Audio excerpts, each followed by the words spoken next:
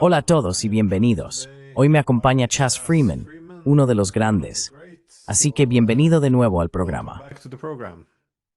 Bueno, gracias Glenn. Es un placer estar contigo.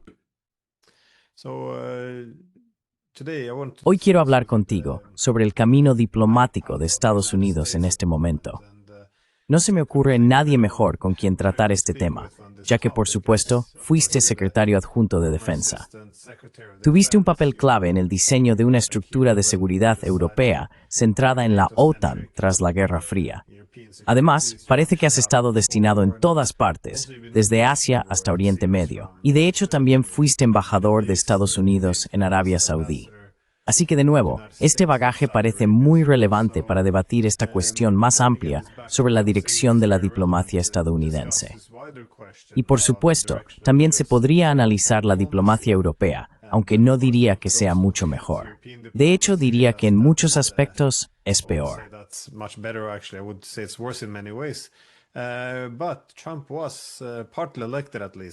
Pero Trump fue elegido, al menos en parte, con la promesa de resolver muchos de los problemas de Estados Unidos y poner fin a estas guerras extranjeras, al menos en Oriente Medio. Para cada guerra, iba a terminar la guerra por poderes en Ucrania. Bueno, creo que él mismo sabía que estaba exagerando cuando dijo 24 horas, pero también quería reorganizar las relaciones con China. Ahora, mucho de esto, si no todo, no ha salido según lo planeado. O eso parece. Así que quería preguntarte un poco sobre cada una de estas regiones, porque supongo que las razones son diferentes en cada caso. Pero si empezamos con la guerra por poderes en Ucrania, parece que realmente quiere poner fin a la guerra. Pero ¿cómo exactamente se pretende lograr esto? ¿Qué es lo que intenta hacer frente a lo que realmente puede hacer? What is it that it's trying to do versus what it's actually able to do? Well, that's a very simple question, of course. Bueno, esa es una pregunta muy sencilla, por supuesto. Y en cuanto a por qué estuve en tantos sitios, supongo que simplemente no podía mantener un trabajo. Así que acabé sirviendo en muchos lugares. Creo que tenemos que empezar aquí con la organización de la política exterior en Estados Unidos. Hemos tenido, especialmente desde la era Kissinger, un sistema interinstitucional muy elaborado para examinar situaciones y proponer enfoques para gestionarlas o resolverlas. Y esto, bajo la administración Trump, prácticamente desapareció. El Consejo de Seguridad Nacional, que históricamente, comenzó con un solo hombre, Andy Goodpaster, que más tarde fue secretario y jefe del Estado Mayor del Ejército. Bajo Eisenhower, él era el personal del Consejo de Seguridad Nacional. Kennedy amplió eso a 6 personas, nombres George Bundy, Walt Rostow, y así sucesivamente. George Bundy, Walt Rostow, and so forth. And they basically did an end run around the bureaucracy. Básicamente, sortearon la burocracia y nos metieron en Vietnam. Cuando terminó la era Kissinger-Nixon había 48 empleados en el Consejo de Seguridad Nacional. Cuando Obama se fue, eran unos 600, muchos de ellos no registrados oficialmente, en asignaciones temporales de otras agencias. Se volvió completamente inmanejable y sus funciones cambiaron respecto a las dos originales. Primero, la coordinación de la política y la supervisión de su implementación por parte de las agencias. Y segundo, la conspiración ocasional con miembros del establishment permanente para cambiar la política. Un buen ejemplo es la apertura de Nixon a China, que se logró gracias a que Kissinger trabajó con personas fuera de los canales oficiales habituales. Yo era uno de ellos en la sección de China en ese momento.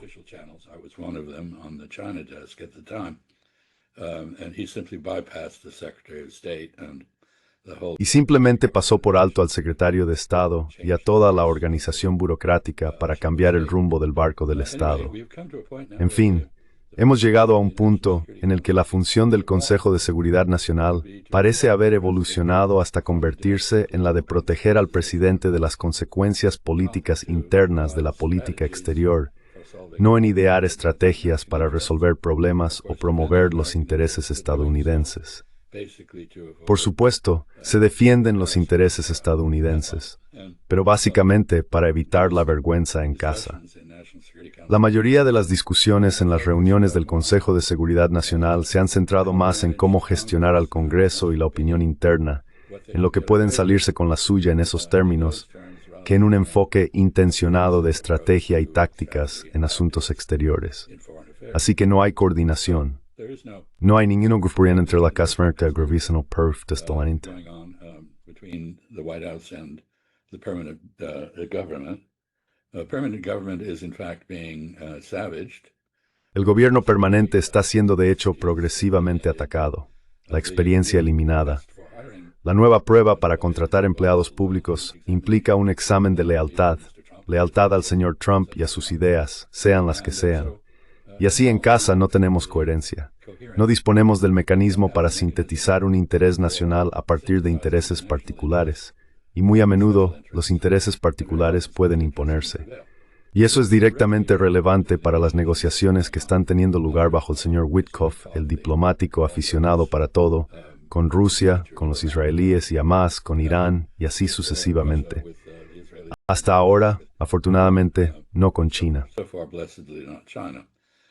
However, the pattern that has emerged is El patrón que ha surgido es que el señor Witkoff, que es un hombre muy inteligente, que aprende escuchando a la gente y que al parecer es un buen negociador, al menos en el contexto inmobiliario, escucha a la oposición, digamos a Vladimir Putin, y saca ciertas conclusiones, ofreciendo sugerencias de soluciones que podrían ser propuestas por Estados Unidos para abordar las preocupaciones del señor Putin. Luego vuelve a casa y todo lo que ha dicho es renegociado por las facciones enfrentadas dentro de la administración Trump, todas ellas con acceso al presidente, que es bastante errático y, según se dice, influenciable por la última persona que habla con él.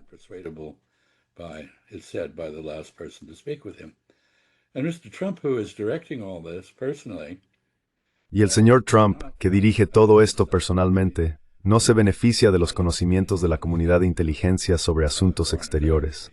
Se reúne una vez a la semana, los miércoles, para escuchar un informe. No lee el informe diario presidencial que se prepara. Aparentemente, el vicepresidente Pence sí lo lee detenidamente y hace buenas preguntas, pero el señor Trump no lo hace. Así que toma decisiones sin el beneficio del asesoramiento de expertos, y con la carga de varios prejuicios, sesgos y suposiciones erróneas que tiene. Y como he dicho, el señor Witkoff, aunque cuenta con la confianza del señor Trump, puede ser anulado por facciones internas. Lo hemos visto en el caso de Ucrania.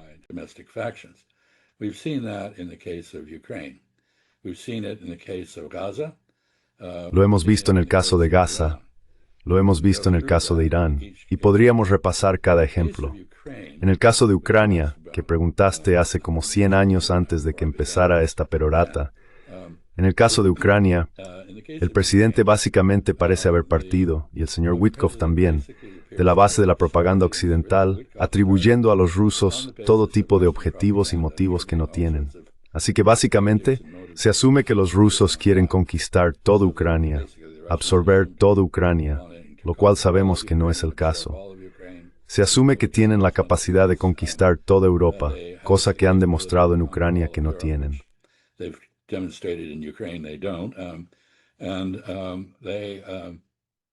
Y la respuesta a todo esto es un alto el fuego.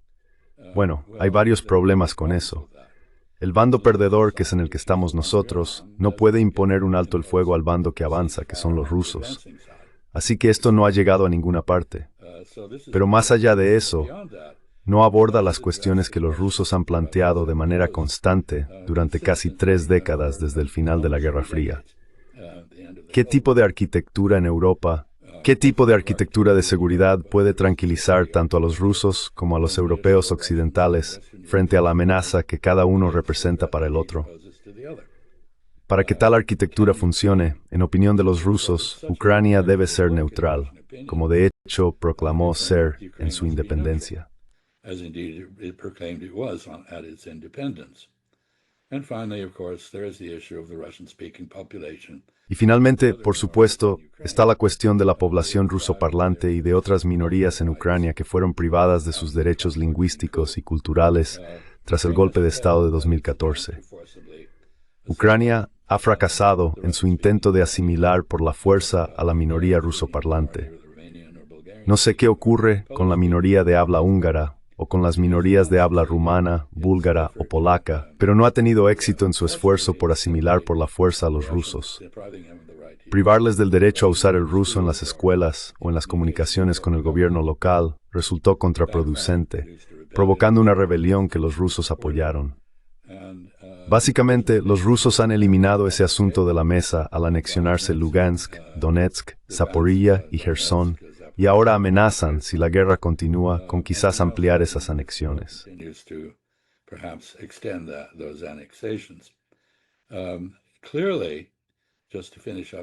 Claramente, para terminar con esta parte, no existe ningún deseo por parte de las mayorías de habla rusa o de las pluralidades sustanciales en las zonas que Rusia ha anexionado de ser subyugadas por ucranianos occidentales, que les obligarían a hablar ucraniano y abandonar su lengua materna. Eso no va a ocurrir, y Rusia no les va a pedir que se reincorporen a Ucrania en una situación de subordinación. Así que esa cuestión ha sido prácticamente una pérdida de negociaciones. Se ha decidido en el campo de batalla.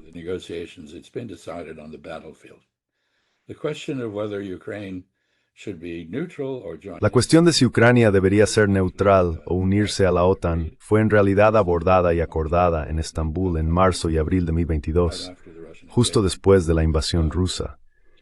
Pero el gobierno ucraniano, bajo la influencia de Estados Unidos, el Reino Unido y la OTAN, se ha negado rotundamente a reiterar un compromiso de neutralidad y ha buscado continuar hasta hace muy poco su aspiración de ingresar en la OTAN, o al menos el derecho a unirse eventualmente a la OTAN. La cuestión final es la más importante, y es, ¿cómo podemos forjar una paz en Europa que no se base en la división de Europa y la confrontación entre los rusos y todos los demás?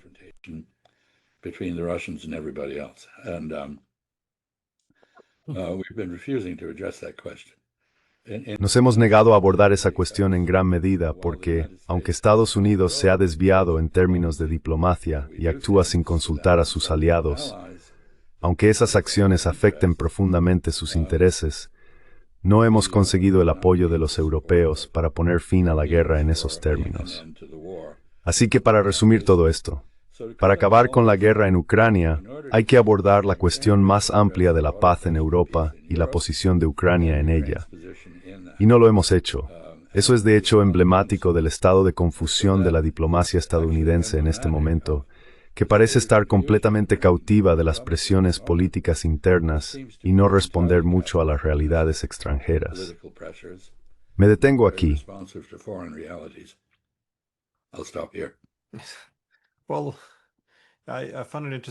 Bueno, me parece interesante lo que has dicho. La idea de imponer un alto el fuego o imponer condiciones al país que está ganando la guerra. Y creo que aquí es donde probablemente se está cometiendo un error clave. La idea de que se puede presionar a Rusia para que haga estas concesiones, que es lo que quieren. Porque de nuevo, si lo analizamos, Rusia considera la cuestión de la expansión de la OTAN como una amenaza existencial. Eso sugiere, una vez más, que no pueden hacer concesiones en algunos de estos temas clave. Y también, como dices, al estar ganando, eso significa que no tienen que hacer ninguna concesión. Así que no está nada claro por qué, si no tienen que hacer concesiones, y no sienten que están en una posición en la que eso sea posible para ellos. A menos que expongan su seguridad de una manera inaceptable, simplemente no parece sensato. Esta idea de que si simplemente los calmamos, usamos palabras amables, un poco de halagos y mezclamos algunas amenazas, entonces todo se les podrá convencer.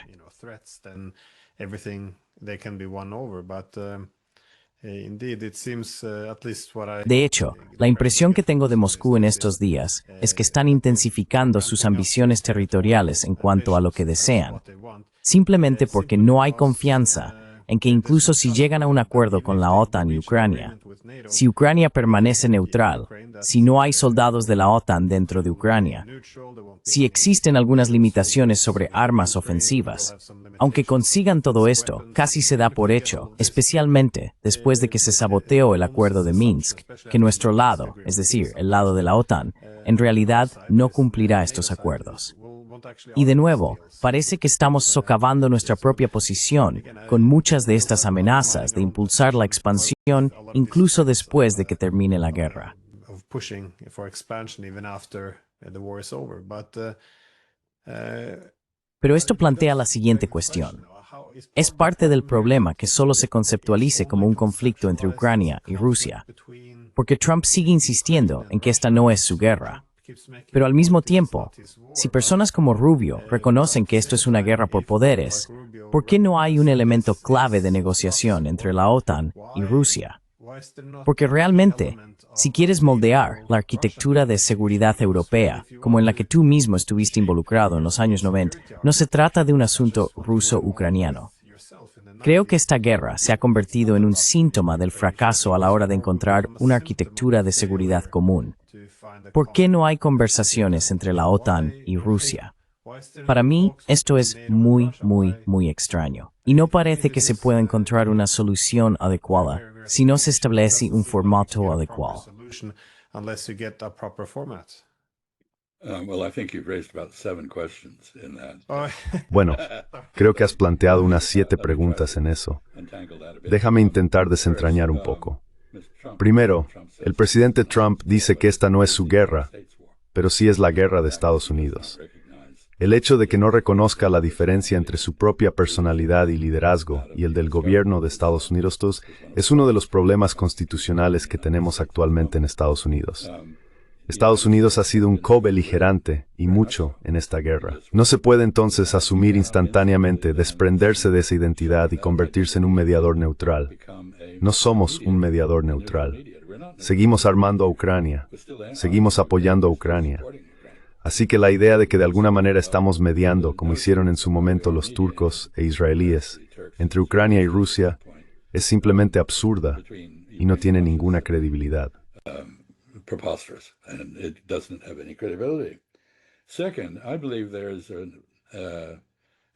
En segundo lugar, creo que aquí opera una presuposición no declarada y muy ingenua, y es la idea de que existe una dicotomía, o estás luchando o estás negociando. Pero como vimos en Corea, Vietnam y otros lugares, en realidad los combates pueden continuar mientras avanzan las negociaciones. De hecho, el nivel de combate se convierte en un elemento de la negociación. Es un apoyo para tu posición. Así que no veo contradicción alguna en que los rusos acepten ir a Estambul, aparentemente el 2 de junio, y reanuden las conversaciones con Ucrania, o se reúnan con la OTAN si eso estuviera sobre la mesa, y al mismo tiempo intensifiquen sus ataques contra Ucrania para reforzar aún más su posición negociadora.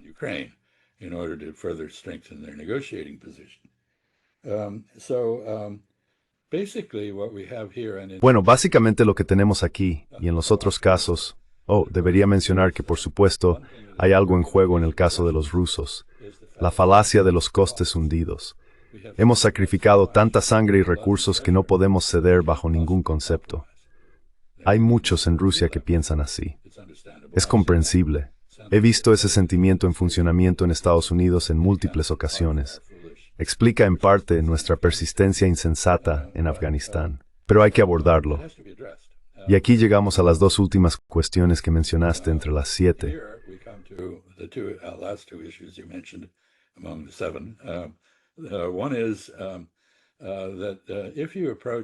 Una es que si te acercas a una negociación basándote en ilusiones sobre cuáles son los motivos y objetivos del enemigo, es decir, atribuyéndole motivos y objetivos que no tiene, mientras ignoras las declaraciones que el enemigo hace sobre cuáles son realmente sus objetivos y motivaciones, y cuál es su límite, no llegas a ninguna parte.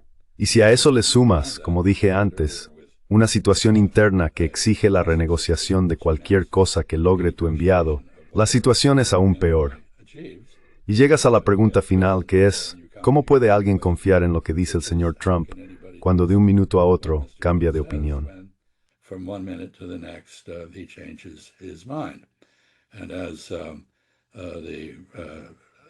Y como dijo el alto funcionario singapurense, Estados Unidos ha pasado de mantener el orden global a convertirse en un perturbador global y ahora en algo parecido a un casero que busca cobrar alquiler. Es toda una evolución y solo ha llevado, ¿qué? 5 meses. Así que, ya sabes, Estados Unidos acepta cosas. Gaza es un ejemplo perfecto. El señor Witkoff organizó la tregua, un alto el fuego en 3 fases.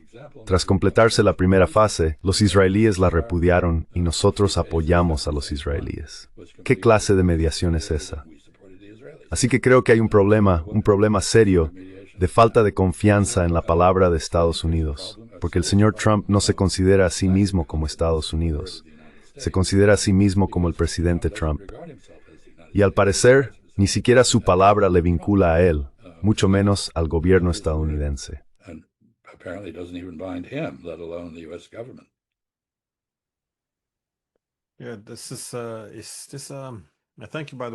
Te agradezco, por cierto, que hayas unido todas mis 7 preguntas.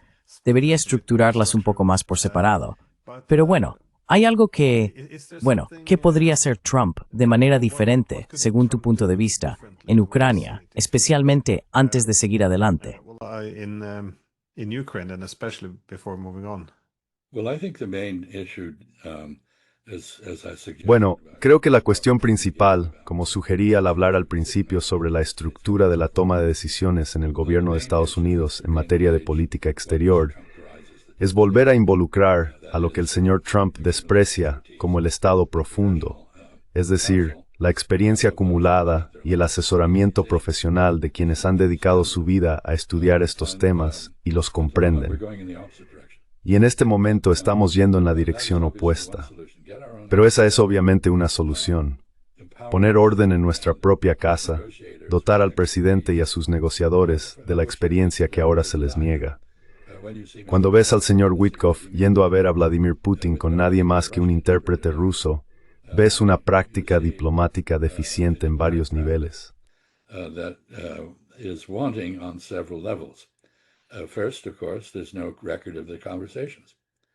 Primero, por supuesto, no hay ningún registro de las conversaciones que pueda incorporarse a la comprensión estadounidense de lo sucedido.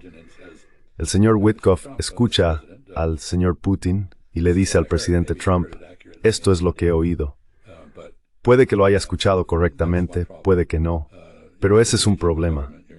No se está involucrando al gobierno, se está involucrando al enviado personal del señor Trump sin ningún registro de la conversación. En segundo lugar, está el tema de la falta de asesores para el señor Witkoff. Nadie puede pasarle una nota diciendo, has interpretado eso mal y necesitas replantear tu discurso en consecuencia, que es una práctica habitual en las negociaciones. No hay posibilidad de hacer una pausa para consultar con un grupo, un equipo de trabajo.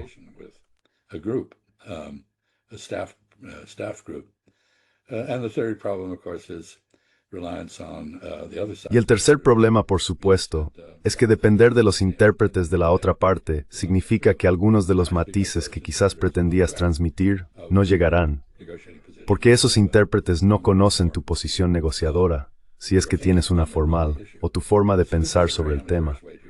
Así que esta es una manera muy poco profesional de abordar las cosas. No quiero menospreciar al señor Witkoff. Espero que tenga éxito, pero no le envidio, porque la posición en la que le han puesto es bastante anómala. Y luego tiene que volver a Washington y defender lo que concluyó tras hablar con Vladimir Putin, o en su caso, con el ministro de Asuntos Exteriores iraní Arakchi, o un portavoz de Hamas, o el primer ministro Netanyahu.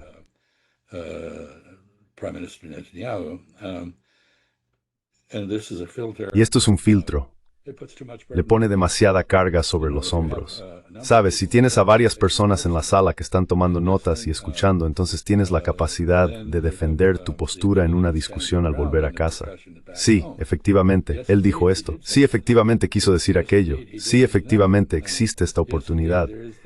Pero el señor Witkoff está completamente solo. Y ya sabes, cuando eres un multimillonario del sector inmobiliario, está acostumbrado a tomar decisiones por tu cuenta, por supuesto, como lo ha estado el presidente Trump. Pero esto es una perversión de la práctica gubernamental normal y no funciona.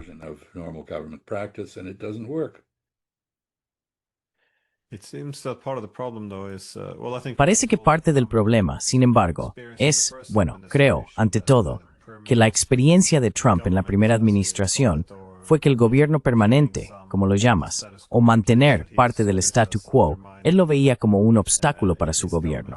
Así que parece que está intentando vaciar el estado profundo, lo que tiene la consecuencia muy desafortunada de también deshacerse de personas con experiencia. Pero toda esta división ahora entre los America Firsters y los neoconservadores, sí parece que los America Firsters quieren, supongo, un papel más modesto para Estados Unidos en el mundo, para no agotar sus recursos, para no provocar un equilibrio colectivo por parte de China, Rusia y todos estos países juntos.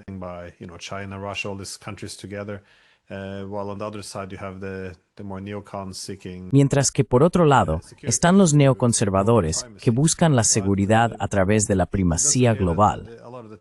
Pero parece que muchas de las tensiones se dan entre estos dos grupos. Y de hecho, incluso personas como Marco Rubio no parece que haya elegido claramente a qué bando pertenece, porque repite muchas de las ideas de America First, como que hay que reajustarse a la multipolaridad. Por otro lado, todavía mantiene mucho la mentalidad de que, si simplemente eliminamos a este país o aquel, podríamos volver a estar en la cima del trono. Pero ¿tú lo ves de forma similar, o cómo entiendes este desorden? ¿Es esto algo de Trump, o Trump es solo un síntoma? No siempre logro entenderlo.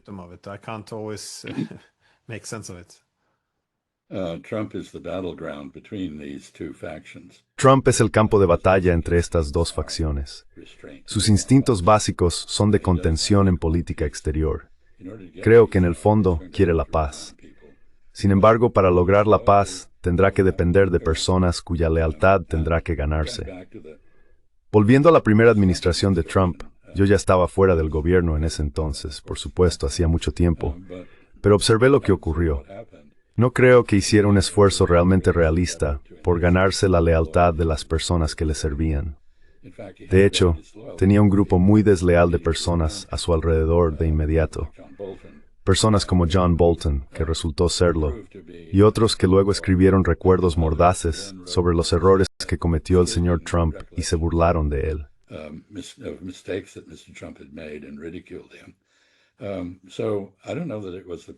Así que no creo que fuera la burocracia permanente la que se resistió a él. Creo que fueron tanto sus propios nombramientos como cualquier otra cosa. Pero él atribuye eso, por supuesto, al Estado profundo, y es prisionero de una ideología que propone destruir el Estado profundo, o el Estado administrativo, como lo llama Steve Bannon. Vamos a ver un enfrentamiento realmente interesante entre las facciones durante la visita del secretario de Defensa Hegseth al foro Shangri-La del EASES en Singapur. Los chinos no están representados. Eso es un desarrollo muy interesante y, en mi opinión, bastante ominoso del que podríamos hablar porque han estado presentes de forma constante en el pasado, pero esta vez no van a enviar a su ministro de Defensa.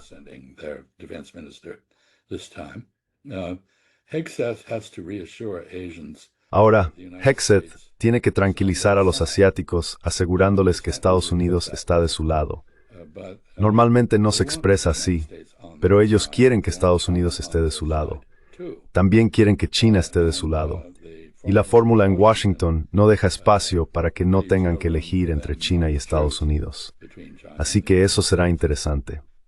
En cuanto a Marco Rubio, su implicación previa en política exterior siempre fue América Latina. Es un cubano-americano, hijo de personas que se marcharon durante la era de Batista antes de que Castro llegara al poder, pero que forman parte activa de la comunidad de exiliados cubanos.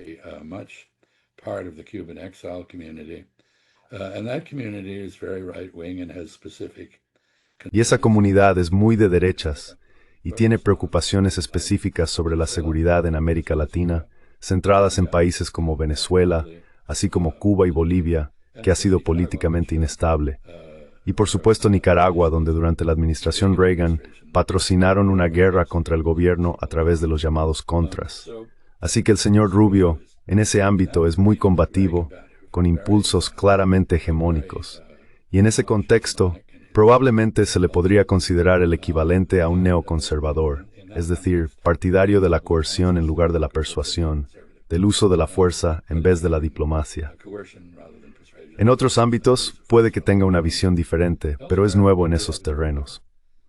Así que estoy de acuerdo contigo. parece que está intentando equilibrar ambas tendencias hasta cierto punto. No sé cuál prevalecerá al final. I don't know in the end which will win out, but I have a feeling that as Elon Pero tengo la sensación de que, como parece haber aprendido Elon Musk, la incompetencia lleva a tu salida del gobierno. your departure, Es decir, el señor Musk intentó llevar a cabo el equivalente moral de la revolución cultural de Mao Zedong en el gobierno. moral equivalent of Soltaron a un grupo de delincuentes digitales para desmantelar el gobierno.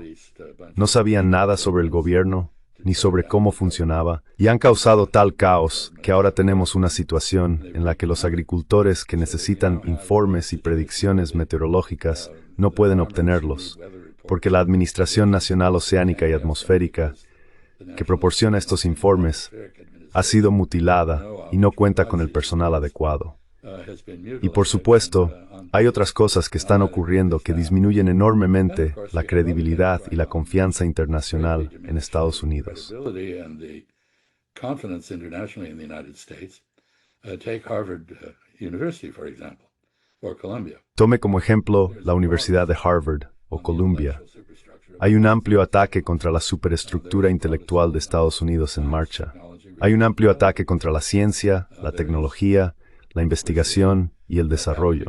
Estamos viendo a miembros del profesorado de universidades prestigiosas buscar salir de Estados Unidos para poder ejercer su labor en Europa, China, Canadá, Australia o en otro lugar. Así que Estados Unidos está involucrado en múltiples actos de autosabotaje. Esto no es tranquilizador, y el señor Hegseth tiene una tarea difícil por delante en Singapur para convencer a la gente de que si dice que Estados Unidos va a permanecer en Asia, de hecho, a largo plazo, tendremos la capacidad de hacerlo. Eso ahora está en duda. Así que no es un panorama alentador. So, this is not a pretty picture. Yeah, this is another thing, a contradiction, I guess. Sí, esto es otra cosa, una contradicción, supongo. Por un lado, vemos a Washington presionando a países como Japón, y también Taiwán está siendo presionada.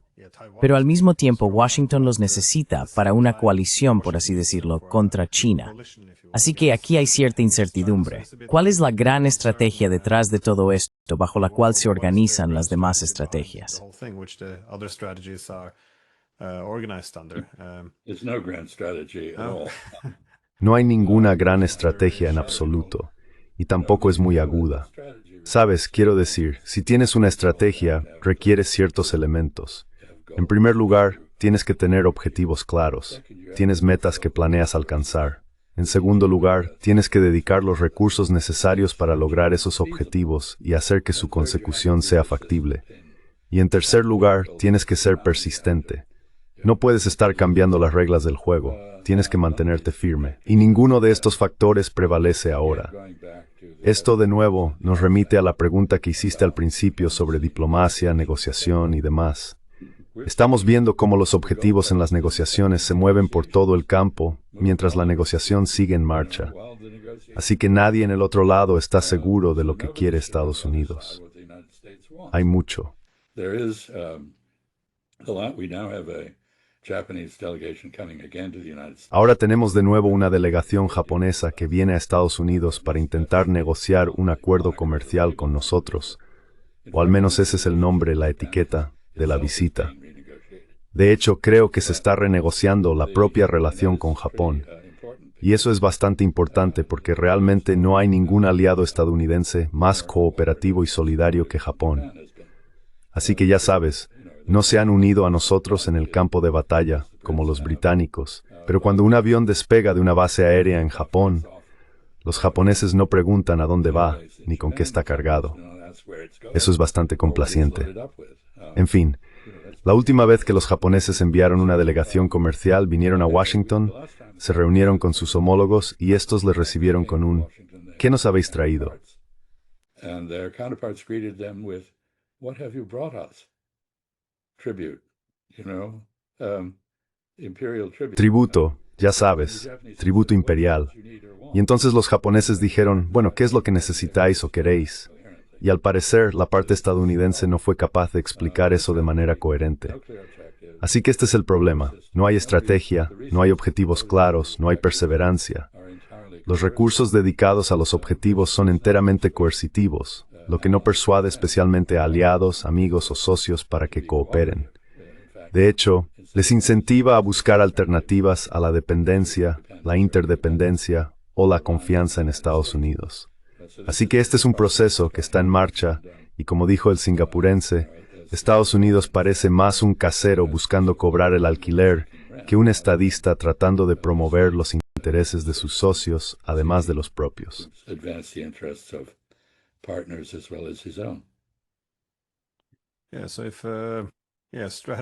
Sí, así que si la estrategia consiste en establecer objetivos y definir posibles medios para alcanzarlos, creo que eso es lo que también escuché sobre los japoneses, que estaban confundidos porque veían los medios para lograr ese fin como lo que ellos llamaban extorsión.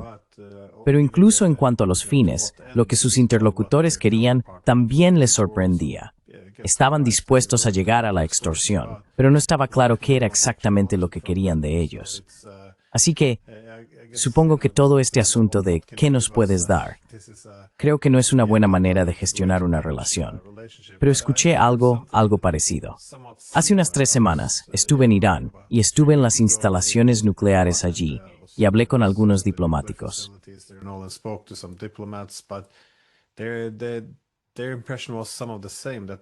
Su impresión era muy similar. Habían escuchado de Marco Rubio que sí, hay que limitar el enriquecimiento de la red para el programa nuclear civil. Pero luego llega Trump y dice, no, todo tiene que ser desmantelado, incluso los civiles, porque ya sabes, tienes petróleo, pero el programa nuclear tiene otros usos. Incluso si tienen suficiente petróleo, aún se quiere una combinación de fuentes de energía. También lo utilizan para fines médicos, lo que se llama subproductos o derivados. Así que fue algo muy extraño. Pero en fin, la cuestión principal era, ¿qué es lo que realmente quiere Estados Unidos? Y seguían recibiendo mensajes contradictorios.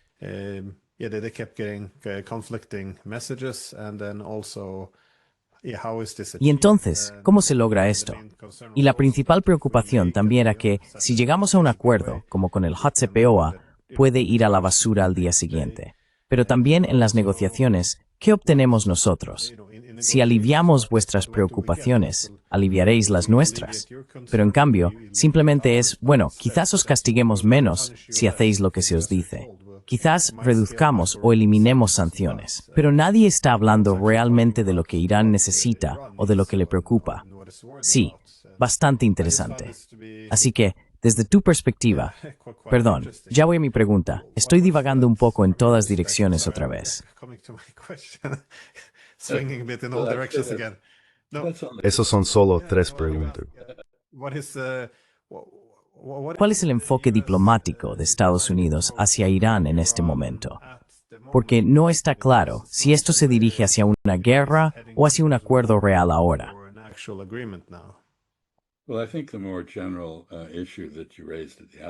Bueno, creo que la cuestión más general que planteaste al principio debe abordarse. ¿Cuál es el objetivo de Estados Unidos en estas negociaciones sobre aranceles y sanciones? ¿Qué es lo que son? Y creo que se puede perdonar a las partes extranjeras involucradas en estas negociaciones por concluir que su propósito no es económico, sino la subyugación política. Es decir, esto es una demostración de poder, no una política comercial. El objetivo es que todos reconozcan al líder supremo como Donald Trump y a Estados Unidos en su papel hegemónico. Pero el mundo, por supuesto, como ya hemos comentado antes, está avanzando no solo más allá de la unipolaridad, sino hacia lo que yo llamo un marco multinodal, en el que los países de tamaño medio, las potencias intermedias y los países más pequeños recuperan su capacidad de acción y libertad de maniobra.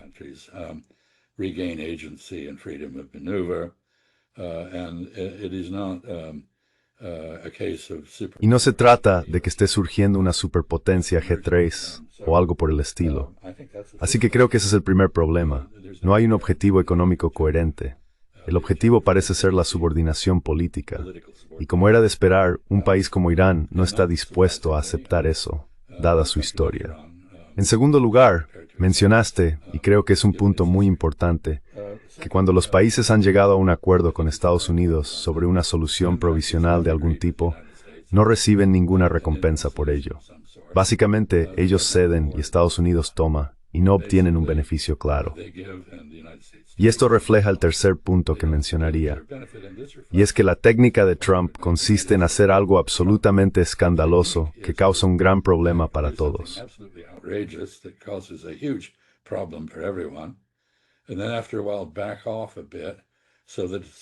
Y luego, después de un tiempo, retrocede un poco para que sea simplemente escandaloso, no absolutamente escandaloso. El problema se ha reducido un poco, pero sigue siendo muchísimo peor que donde todos empezaron. Y él afirma que esa es la solución. Bueno, esto no es precisamente un gran incentivo para que los países cedan elementos de su soberanía o se inclinen ante Estados Unidos.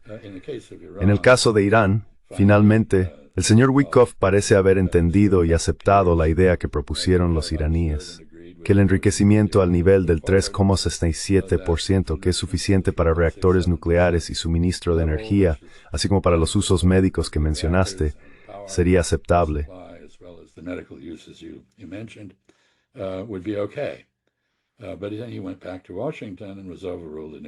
Pero luego regresó a Washington y fue en efecto desautorizado por el lobby sionista.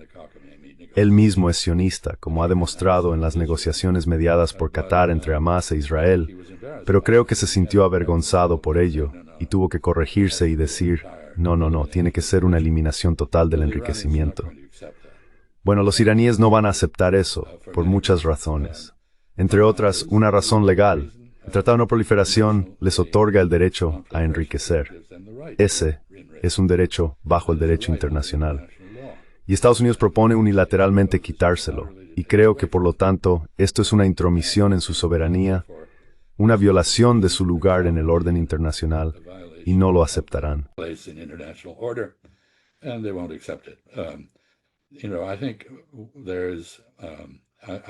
Sabes, creo que escribí un libro, que tengo entendido se utiliza en algunas academias de formación diplomática y similares, titulado Artes del Poder, el arte de gobernar y la diplomacia.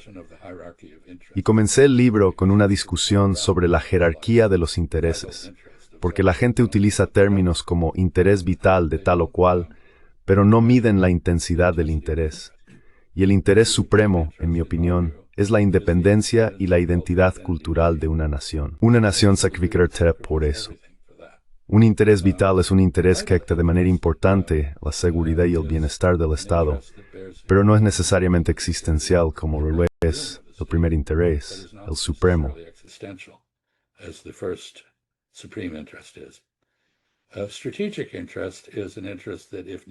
Un interés estratégico es aquel que, si se descuida, se convertirá en un desafío para los intereses vitales.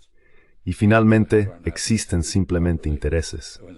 Ya sabes, queremos que nuestros ciudadanos sean tratados adecuadamente cuando vayan a Noruega y que no los confundan con suecos ni sufran prejuicios por parte de los noruegos.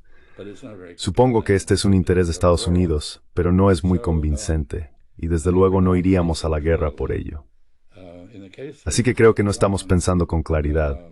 En el caso de Irán, la soberanía, la identidad y la integridad cultural son los intereses supremos, y sencillamente no van a sacrificar eso. Pueden hacer concesiones en otras cosas, pero no en eso.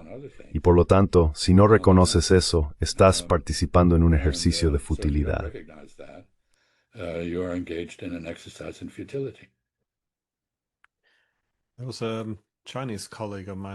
Un colega chino mío señaló que, incluso si hubiera demandas que pudieran satisfacerse, sería peligroso aceptarlas, porque entonces, desde su perspectiva, Trump simplemente volvería a pedir más y muestras.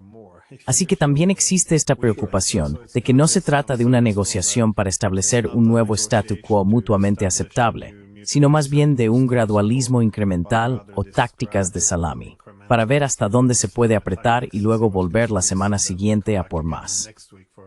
Sea esto cierto o no, al menos esa es la percepción con la que se han quedado, lo que obviamente influye en el grado de confianza existente y en la posibilidad de llegar a un acuerdo. Pero en la cuestión iraní, creo que el problema clave es que todo está mezclado. that everything is packed together, because if there was a nuclear deal, Porque si existiera un acuerdo nuclear y el propósito principal, el objetivo, de nuevo, el objetivo clave que guía todo el pensamiento aquí y la negociación es que no haya armas nucleares, entonces creo que se puede llegar a un acuerdo con los iraníes, porque ellos dicen, no queremos un arma nuclear y estamos dispuestos a someternos a las inspecciones. Además, parece bastante genuino, dado que saben que si consiguen un arma nuclear, Arabia Saudí también la conseguirá, y nadie estaría más seguro. Y entonces se pueden establecer indicadores o medidas muy concretas que se podrían utilizar. Se pueden fijar niveles específicos de enriquecimiento de uranio. Se puede negociar hasta qué punto y cuán intrusivas deben ser las inspecciones.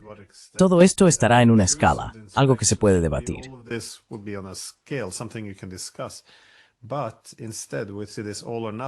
Pero en cambio, vemos este enfoque de todo o nada, es decir, abandonar todo el programa nuclear civil al que tienen derecho según el Tratado de No Proliferación, pero ahora también se está vinculando a sus misiles balísticos de largo alcance. Ellos consideran que sus drones y misiles balísticos son clave para su capacidad de disuasión e incluso para sus alianzas exteriores, es decir, alianzas con Líbano, Yemen, Hamas, lo que ellos llaman la resistencia. Así que el problema es juntar todo esto en otro supuesto, ya sabes, gran y hermoso acuerdo. Sería, ya sabes, si los iraníes no están dispuestos a abandonar su apoyo a Yemen, entonces de alguna manera esto podría traducirse en que Estados Unidos e Israel bombardeen su planta de energía nuclear. Así que parece que las negociaciones deberían poder separar esto en diferentes paquetes que se puedan negociar individualmente.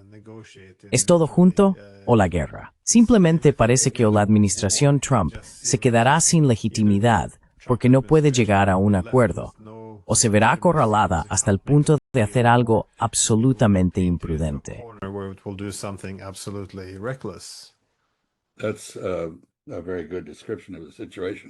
Esa es una muy buena descripción de la situación. Yo diría que en el caso de Irán, el objetivo es la subyugación de Irán a la hegemonía israelí. Y Estados Unidos está demostrando, una vez más, ser un instrumento de la diplomacia israelí en lugar de defender sus propios intereses. Quiero decir, los intereses de Estados Unidos se verían bien servidos al integrar a Irán en la comunidad internacional y reanudar una relación comercial y de inversión con Irán, promoviendo la paz iraní con otros en la región, en lugar de insistir en que la hegemonía israelí en el Levante, que se ha logrado militarmente, se extienda por toda Asia Occidental. Cabe señalar también que los iraníes parecen ser bastante flexibles.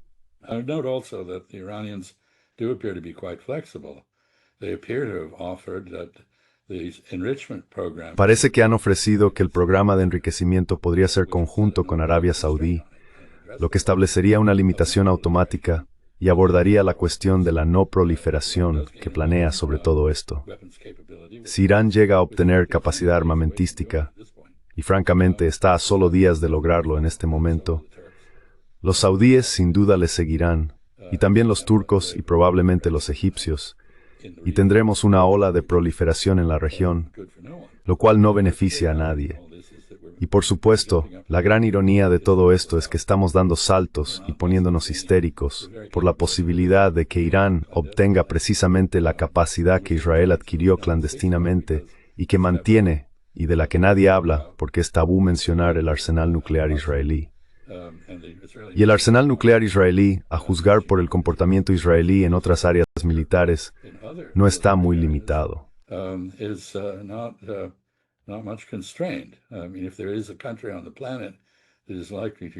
Quiero decir, si hay un país en el planeta que probablemente use un arma nuclear en una guerra, diría que el principal candidato es Israel. Sin embargo, no decimos nada al respecto, y nadie habla de convertir Asia Occidental en una zona libre de armas nucleares, lo cual sería una muy buena solución al problema. E Israel no va a intercambiar su arsenal nuclear por el de Irán.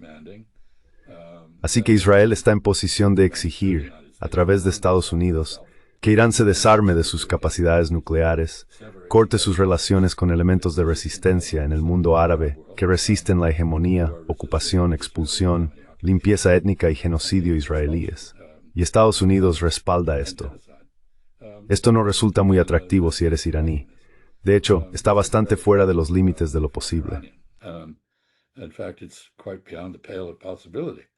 So the real question, it seems to me, is why do the Iranians... Así que la verdadera pregunta, me parece, es por qué los iraníes siguen apareciendo en Roma y Mascate. Y la respuesta es, ya sabes, la misma que se daba en las 1001 noches sobre enseñar al caballo a hablar. El emperador podría morir, el caballo podría aprender a hablar. Todo es posible. No detengas el proceso. Así que Irán está muy comprometido, en mi opinión, con la diplomacia. Pero no tengo claro que Estados Unidos lo esté, dadas las prioridades israelíes, que han abogado abiertamente durante décadas por un ataque estadounidense a Irán en conjunto con Israel. Esta es la canción favorita del señor Netanyahu, y la está cantando de nuevo.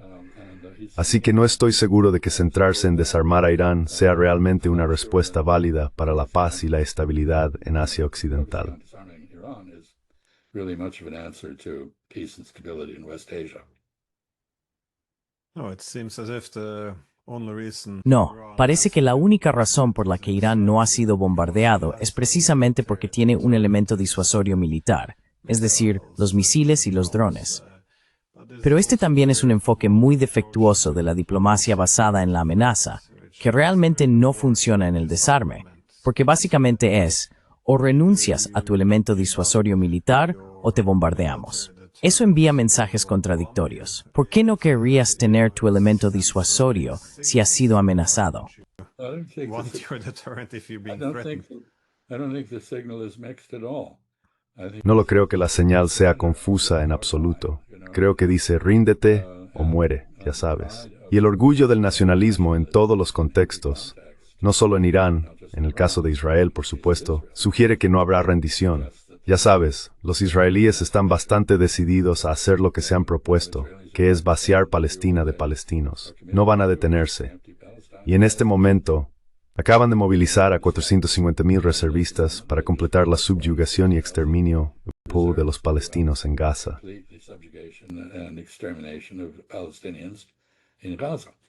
The United States has conspired with them to create a... Estados Unidos ha conspirado con ellos para crear un plan disparatado de estaciones de alimentación. 4 estaciones de alimentación para 2 millones de personas. Estaciones de alimentación que sirven como cebo para que los palestinos se acerquen, sean identificados como hostiles a Israel y se los lleven si no mueren de hambre en el camino a las estaciones. Esto es una atrocidad. Es malvado, y sin embargo el mundo apenas empieza a abordarlo, y no lo están abordando seriamente. Quiero decir, tenemos las quejas de siempre y gente lamentándose mientras no hace nada. Nadie hace nada. Y es perfectamente obvio lo que hay que hacer para detener esto, es decir, sancionar a Israel, y aún así no lo haremos. Tanto por el derecho internacional, tanto por los valores humanitarios de la Ilustración europea, y tanto por la diplomacia.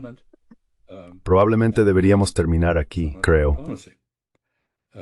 We probably should end here, I think. Yeah, no, just a final thought. I Sí, think this no, is a solo un último comentario también. efforts Creo que este es un tema común en todos estos esfuerzos, de modo que la diplomacia no parece ser genuina. Al menos cuando veo a los europeos en Ucrania, no los veo realmente queriendo poner fin a esto. Creo que solo quieren una pausa. Cuando miras a Gaza, Irán, simplemente buscan más excusas o moldear narrativas, en lugar de estar realmente comprometidos con el objetivo declarado de acabar con estos conflictos. Pero, como has dicho correctamente, se nos ha acabado el tiempo. Así que sí, quiero agradecerte de nuevo por tu tiempo. yeah, I want to thank you again for your time and Not at all. En absoluto. I think the idea... Creo que la idea de la diplomacia ha cambiado. Eso es exactamente correcto. Gracias. Thank you. Gracias.